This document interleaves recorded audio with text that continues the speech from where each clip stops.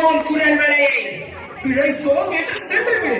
ஒரு கணம் தாமதித்தாலும் மரணம் நிச்சயம். வழி கட்சிகளை என்றோ யாருக்கு மரணம் என்பதை நான் காட்டுகிறேன். அநியாயமாக பீரங்கி தாக்குதலுக்கு இரையாகி விடாதீர்கள். அவ்வளவு தைரியமா என்ன? பாளையக்காரர்கள் ஒன்றிணைந்தால் என்ன ஆகும் முன்னிலை சற்று எண்ணிப்பார். பீரங்கியை வைத்தால் சுருந்துகிறாயா?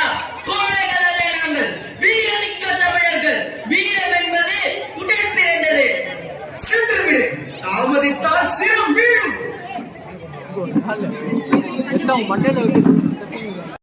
உங்கள் பெயர்? கிழக்கிந்திய கம்பெனியின் தூதுவர். என் பெயர் ஆவன். ஆனால் எதிரிகளுக்கு காரணம். வெறும் வார்த்தை தற்புகழ்ச்சி. வந்த நோக்கம் என்ன? இந்த தேசம் கம்பெனியாவது.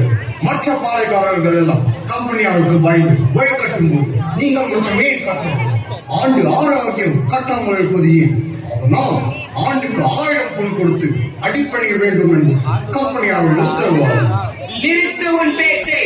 பொறுத்து பொறுத்து போனா குணம் தெரியாது போல் எதிர்த்து எதிர்த்து சீறுகிறாய்.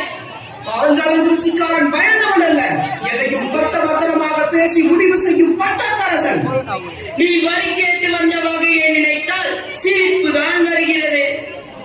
47வது தலைமுறையாக நாங்கள் இந்நாட்டை ஆட்சி செய்து வருகிறோம். யாரும் யாரிடமும் வரி கேட்டதும் இல்லை, வரி கட்டியதும் இல்லை. எங்கிருந்தோ வந்தவனுக்கு வரி கட்ட வேண்டுமா என்ன? இப்போது இந்த நாடு எங்களுக்கு சொந்தம். எந்த நாடு உங்களுக்கு சொந்தம்? நீங்கள் பிறந்த நாடே உங்களுக்கு சொந்தமில்லை. பிழைக்க வந்தவன் நீ மறந்து விட்டாயா? அந்நிய நாட்டை அண்டி வணிகம் செய்ய வந்தவனுக்கு வையகமாகும் உரிமை. என்ன பேராசை உங்களுக்கு? அந்நியனுக்கு வரி கட்ட வேண்டுமா? முடிந்தால் எங்களிடம் வரி கேட்டுப்பார். உன் நாய் இருக்காது. வீண் வார்த்தை பேசி அவரை வளர்த்துக் கொள்ள வேண்டாம். இந்த ஆளன் ஒருவனே போதும் உங்களை அழிப்பதற்கு. என்ன சொன்னாய்? இன்னும் ஒரு வார்த்தை பேசினால் நீ இங்கிருந்து செல்ல மாட்டாய். நினைவிருக்கட்டும். வீண் விவாதம் வேண்டாம். உங்களால் வரி கட்ட முடியுமா? முடியாதா? முடியாது. இனி வரி என்ற சொல் உன் நாவில் வந்தால் உன் நாவை என் பாலுக்கு இரையாக்குவேன். தூதுவன் என்பதால் சும்மா விடுகிறேன். உயிர் பயம் இருந்தால் ஓடிவிடு. ஏன் தயங்குகிறாய்? முன்னே போகச் சொல்லி பின்னே வீழ்த்தும் கோழைகள் அல்ல, தமிழர். தைரியமாக போய் சொல் உங்கள் கலெக்டரிடம் வரி கட்ட முடியாது என்று. மகாபிரபு, வாருங்கள் கணபதி பிள்ளை அவர்களே. மக்கள் மன்னரை காண வேண்டுமா? அப்படியா? வாருங்கள் பார்ப்போம். மகாஜனங்களே, ஏன் நான் நல்லாட்சி புரியவில்லையா? இல்லை நாட்டில் பஞ்சம் பட்டினி பிணி வாட்டுகிறதா? இல்லை கயவர்களால் வனவிலங்குகளால் ஏதேனும் துன்பம் உண்டா? என்னவென்று கூறுங்கள், நான் அறிய ஆவலாய் உள்ளேன். மன்னா, உங்கள் நல்லாட்சியில் அவையெல்லாம் எங்களை அண்டாது மன்னா. ஆனால் எல்லை ஓரமெல்லாம் கொள்ளை கூட்டம், வழிப்பறி காக்க வேண்டும் மன்னா. என்ன?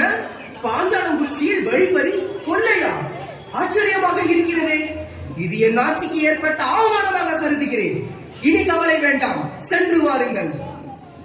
மன்னர் பெருமான் வாழ்க வாழ்க. மன்னர் பெருமான் வாழ்க வாழ்க. மன்னர் பெருமான் வாழ்க வாழ்க. பிள்ளை அவர்களே, நாம் இப்போதே சென்று காவல் காப்போம். தம்பிகள் தளபதியுடன் 4 திசையிலும் பிரிந்து செல்வோம். அவ்வாறே ஆகட்டும் மன்னா. மக்களின் பாதுகாப்பை உறுதி செய்ய கண்ணென காப்போம். புறப்படுங்கள். மன்னா, புதிதாக பதவியேற்றுள்ள ஜாக்சனிடமிருந்து செய்தி ஒன்று வந்துள்ளது. அரசின் வழக்கப்படி அனைத்து பாளையக்காரர்களும் அவரை சந்தித்து மரியாதை செலுத்திவிட்டு சென்றார்களாம். நீங்கள் மட்டும் வராதது ஏன்? மரியாதை கொடுக்க தெரியாதவர்களுக்கு நாம் கொடுக்கும் மரியாதையை ஏற்க தெரியுமா என்ன? பகை உள்ளத்தோடு அழைப்பு வந்துள்ளதா, இல்லை நட்பு உள்ளத்தோடு அழைப்பு வந்துள்ளதா என்று சென்றுதான் பார்ப்போம். வேண்டாம் அண்ணா, இது என்ன மதியினம்? தாங்கள் துணிந்து செல்வது சரியென்று எனக்கு தோன்றவில்லை.